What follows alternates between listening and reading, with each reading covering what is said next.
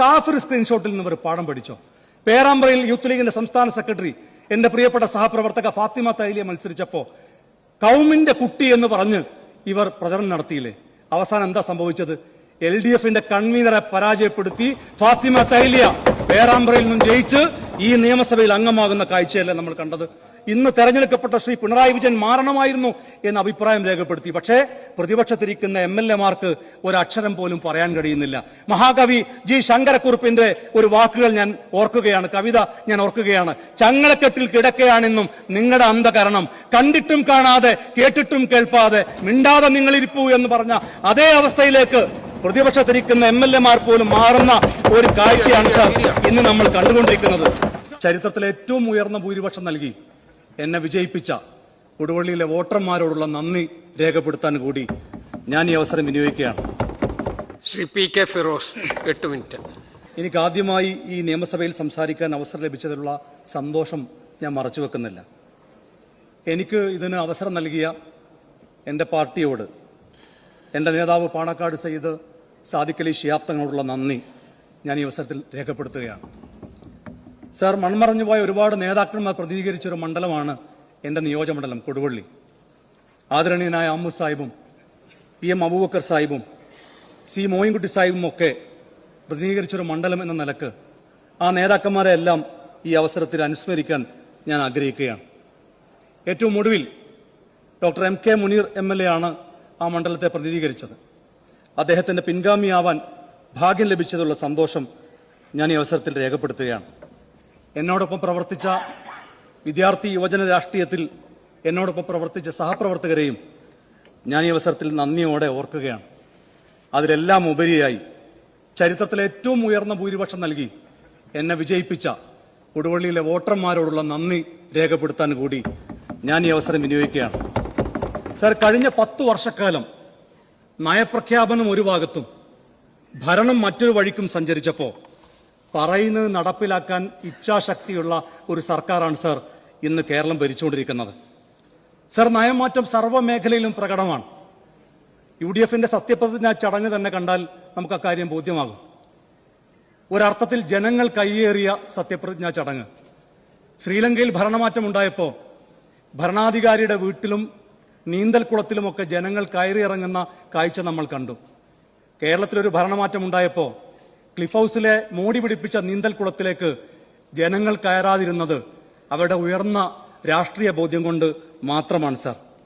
Sir, നയമാറ്റം എല്ലാ മേഖലയിലും കാണാം എന്ന് പറഞ്ഞാൽ കോഴിക്കോട് മെഡിക്കൽ കോളേജിൽ കത്രിക വയറ്റിൽ മറന്നു വെച്ച് വേദന അനുഭവിച്ച് കരഞ്ഞുകൊണ്ടിരുന്ന അർഷിനുമാരെയാണ് കഴിഞ്ഞ 10 വർഷക്കാലം കേരളം കണ്ടതെങ്കിൽ ഭരണം മാറിയ ഉടനെ അതേ മെഡിക്കൽ കോളേജിൽ ജോലി ലഭിച്ച് പുഞ്ചിരിക്കുന്ന അർഷിനുമാരുടെ മുഖമാണ് സാർ ഇന്ന് കേരളം കണ്ടുകൊണ്ടിരിക്കുന്നത്. സാർ, ആശമാരുടെ സമരവും അതിനെ അവഗണിക്കുന്ന ഒരു ഭരണകൂടവുമാണ് കഴിഞ്ഞ 10 വർഷക്കാലം കേരളം കണ്ടതെങ്കിൽ ഭരണം മാറിയ ഉടനെ അവർക്ക് 3000 രൂപ വർദ്ധിപ്പിച്ച പുഞ്ചിരിക്കുന്ന ആശാവർക്കന്മാരെയാണ് സാർ ഇന്ന് കേരളം കണ്ടുകൊണ്ടിരിക്കുന്നത്.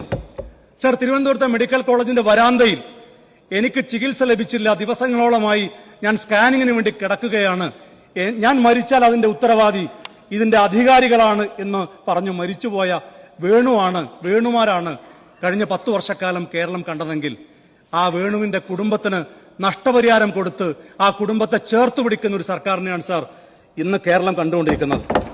സാർ, കേരളം ഒന്നാകെ പറയുന്നത് LDFൽ നിന്ന് UDFിലേക്കുള്ള ദൂരം എന്ന് പറയുന്നത് തെറ്റിൽ നിന്ന് തിരുത്തലുകളിലേക്കുള്ള ദൂരമാണെന്നാണ് എന്ന് ഈ നാടൊന്നാകെ പറയുന്നു. സാർ, സിയാറ്റിലെ ചീഫിന്റെ ഒരു പ്രസക്തമായ ഒരു കോട്ടുണ്ട്. Only when the last tree has been felled, the last river poisoned, the last fish caught, men will know that he cannot eat money. അവസാനത്തെ പുഴയും മലിനമാക്കപ്പെട്ടാൽ, അവസാനത്തെ മരവും മുറിച്ചു മാറ്റിയാൽ, അവസാനത്തെ മീനും പിടിച്ചു കഴിഞ്ഞാൽ മനുഷ്യന് മനസ്സിലാകും അവന് പണം തന്ന് ജീവിക്കാൻ കഴിയില്ല എന്ന്. അങ്ങനെ മനസ്സിലാക്കുന്നതിന് മുമ്പായി അത് തിരിച്ചറിഞ്ഞ് പരിസ്ഥിതിയെ നശിപ്പിക്കുന്ന കേരളയിലടക്കമുള്ള പദ്ധതിയെ അറബിക്കടലിലേക്ക് വലിച്ചെറിഞ്ഞ് പരിസ്ഥിതി കിണങ്ങുന്ന വികസന സൗഹൃദ സംസ്ഥാനമാക്കി കേരളത്തെ മാറ്റും എന്ന് പറയുന്ന ഒരു സർക്കാരാണ് സാർ ഇന്ന് കേരളം ഭരിച്ചുകൊണ്ടിരിക്കുന്നത്. സാർ, കഴിഞ്ഞ 10 വർഷക്കാലം കേരളം ഭരിച്ചവർ തെരഞ്ഞെടുപ്പിനെ നേരിടുമ്പോൾ യഥാർത്ഥത്തിൽ ഭരണ നേട്ടങ്ങളല്ലേ പറയേണ്ടിയിരുന്നത്? പക്ഷെ ജനങ്ങളെ ഭിന്നിപ്പിക്കുന്ന, വർഗീയ ധ്രുവീകരണം ഉണ്ടാക്കുന്ന പ്രസ്താവനകളല്ലേ സർ അവർ പറഞ്ഞത്? ലോക്സഭാ തെരഞ്ഞെടുപ്പിൽ UDFന് വലിയ വിജയമുണ്ടായി. രാഹുൽ ഗാന്ധിയും പ്രിയങ്ക ഗാന്ധിയും വയനാട്ടിൽ ജയിച്ചു. ആ ജയത്തെ എങ്ങനെയാണ് അവർ വിലയിരുത്തിയത്? ന്യൂനപക്ഷ വർഗീയതയാണ് പ്രിയങ്ക ഗാന്ധി ജയിക്കാനുള്ള കാരണം എന്ന് പറഞ്ഞത് പോളിറ്റ് ബ്യൂറോ അംഗമല്ലേ സർ? സർ, പഞ്ചായത്ത് തെരഞ്ഞെടുപ്പിൽ തോറ്റുപോയി ഇടതുപക്ഷം. ആ തോൽവിയിൽ നിന്ന് അവർ പാഠം പഠിച്ചോ? അവരെന്താ പറഞ്ഞത്? ഇവിടെ നേരത്തെ TV ഇബ്രാഹിം പറഞ്ഞില്ലേ, കാസർകോട്ടെയും മലപ്പുറത്തെയും ജയിച്ചവരുടെ പേര് നോക്കിയാൽ വർഗീയത മനസ്സിലാകുമെന്ന് പറയുന്ന തരത്തിലേക്ക് അധപ്പതിച്ചു പോയ ഒരു മുന്നണിയായി ഇടതുപക്ഷം മാറിയില്ലേ സർ? സർ, കാഫിർ സ്ക്രീൻഷോട്ടിൽ നിന്ന് ഇവർ പാഠം പഠിച്ചോ? പേരാമ്പ്രയിൽ യൂത്ത് ലീഗിന്റെ സംസ്ഥാന സെക്രട്ടറി എന്റെ പ്രിയപ്പെട്ട സഹപ്രവർത്തക ഫാത്തിമ തൈലിയ മത്സരിച്ചപ്പോ കൗമിന്റെ കുട്ടി എന്ന് പറഞ്ഞ് ഇവർ പ്രചരണം നടത്തിയില്ലേ? അവസാനം എന്താ സംഭവിച്ചത്? LDFന്റെ കൺവീനറെ പരാജയപ്പെടുത്തി ഫാത്തിമ തൈലിയ പേരാമ്പ്രയിൽ നിന്നും ജയിച്ച് ഈ നിയമസഭയിൽ അംഗമാകുന്ന കാഴ്ചയല്ലേ നമ്മൾ കണ്ടത്? എന്നിട്ട് ഇവർ പാഠം പഠിച്ചോ? ഇവരുടെ CPMന്റെ കണ്ണൂർ ജില്ലാ സെക്രട്ടറി അദ്ദേഹം എന്താ പറഞ്ഞത്? കണ്ണൂർ ജില്ലാ സെക്രട്ടറി പറയുന്നത് കഴിഞ്ഞ നിയമസഭാ തെരഞ്ഞെടുപ്പിൽ ന്യൂനപക്ഷ വർഗീയത തിമിർത്താടി എന്നാണ്. പാഠം പഠിക്കാൻ ഇവർ തയ്യാറാകുന്നില്ല. ഇവിടെ നേരത്തെ സുമേഷ് സംസാരിച്ചപ്പോൾ പറഞ്ഞില്ലേ, ഇടതുപക്ഷം തകരുമെന്ന വ്യാമോഹം ആർക്കും വേണ്ട എന്ന്. ഞങ്ങൾക്ക് അങ്ങനെ ഒരു വ്യാമോഹവുമില്ല, അങ്ങനെ ഒരു മോഹവുമില്ല.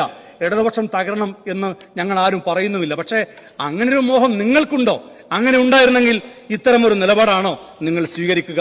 സർ, ഞങ്ങളുടെ നേതാവ് PK കുഞ്ഞാലിക്കുട്ടി സാഹിബിന് കഴിഞ്ഞ നിയമസഭാ തെരഞ്ഞെടുപ്പിൽ ലഭിച്ച ഭൂരിപക്ഷം 85,000 സർ, നിങ്ങളുടെ നേതാവ് കഴിഞ്ഞ നിയമസഭാ തെരഞ്ഞെടുപ്പിൽ ഇടതുപക്ഷ മുന്നണിയെ നയിച്ച നേതാവിന് ആകെ കിട്ടിയ വോട്ട് 85,000 സർ, ഇത് ജനങ്ങൾ കൃത്യമായി വിധി എങ്ങനെയാണ് രേഖപ്പെടുത്തിയത് എന്നതിന്റെ നേർരൂപമല്ലേ സർ?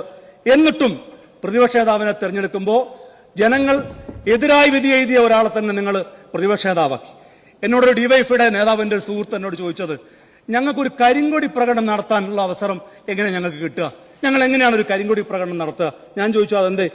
നിങ്ങളുടെ കാലത്ത് നിങ്ങൾ പ്രതിപക്ഷത്തിരിക്കുമ്പോൾ കരിങ്കൊടി പ്രകടനം നടത്തിയതിന്റെ പേരിൽ ഹെൽമറ്റ് ഉപയോഗിച്ച് തല തല്ലിപ്പൊളിച്ചപ്പോ അത് രക്ഷാപ്രവർത്തനമാണ് എന്ന് പറഞ്ഞ് അന്നത്തെ മുഖ്യമന്ത്രിയാണ് ഇന്നത്തെ പ്രതിപക്ഷ നേതൃസ്ഥാനത്തിരിക്കുമ്പോൾ ഞങ്ങൾക്കൊരു കരിങ്കൊടി പ്രകടനം പോലും നടത്താൻ കഴിയില്ല എന്ന് പറയുന്ന തരത്തിലേക്ക് DYFI നേതാക്കന്മാർക്ക് പോലും കാര്യം മനസ്സിലായി. CPMന്റെ ജില്ലാ കമ്മിറ്റികൾ പ്രതിപക്ഷ നേതൃസ്ഥാനത്ത് നിന്ന് ഇന്ന് തെരഞ്ഞെടുക്കപ്പെട്ട ശ്രീ പിണറായി വിജയൻ മാറണമായിരുന്നു എന്ന അഭിപ്രായം രേഖപ്പെടുത്തി. പക്ഷേ പ്രതിപക്ഷത്തിരിക്കുന്ന MLA-മാർക്ക് ഒരക്ഷരം പോലും പറയാൻ കഴിയുന്നില്ല.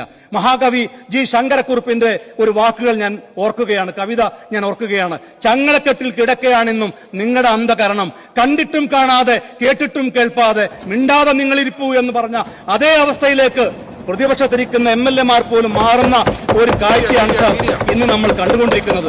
സാർ, പ്രതിപക്ഷം ക്രിയാത്മകമാകുമ്പോഴാണ് ജനാധിപത്യം സക്രിയമാകുന്നത്. പ്രതിപക്ഷത്തെ മാനിക്കുന്ന ഒരു മുഖ്യമന്ത്രിയാണ് ഇന്ന് കേരളം ഭരിച്ചുകൊണ്ടിരിക്കുന്നത്. ഞങ്ങൾ പ്രതിപക്ഷത്തെ അംഗീകരിക്കും. പക്ഷേ നിങ്ങളത് മനസ്സിലാക്കണം, ഉമ്മൻചാണ്ടി കേരളം ഭരിച്ചിരിക്കുന്ന സമയത്ത് എങ്ങനെയാണോ നിങ്ങൾ പ്രതിപക്ഷത്ത് പ്രവർത്തിച്ചത് അതുപോലെയാണ് പ്രവർത്തിക്കാൻ നിങ്ങളുടെ ഭാവമെങ്കിൽ കേരളത്തിലെ ജനങ്ങൾ അത് അംഗീകരിക്കില്ല. സ്പീക്കറുടെ കസേര മറിച്ചിട്ട് പൊതുമുതൽ നശിപ്പിച്ച് അങ്ങനെയുള്ള ഒരു പ്രതിപക്ഷത്തിന്റെ അതേ ശൈലിയാണ് നിങ്ങൾ ഇനിയും ഇവിടെ ആവർത്തിക്കാൻ പോകുന്നതെങ്കിൽ കേരളം അത് അംഗീകരിക്കാൻ പോകില്ല എന്ന് നിങ്ങൾ മനസ്സിലാക്കണം. അതുകൊണ്ട് മഹാകവി കുഞ്ഞുണ്ണി മാഷെ ഒരു ചെറിയ കവിത കൂടി ഞാൻ ഓർമ്മിപ്പിച്ചുകൊണ്ട് ഞാൻ എന്റെ പ്രസംഗം അവസാനിപ്പിക്കുകയാണ്.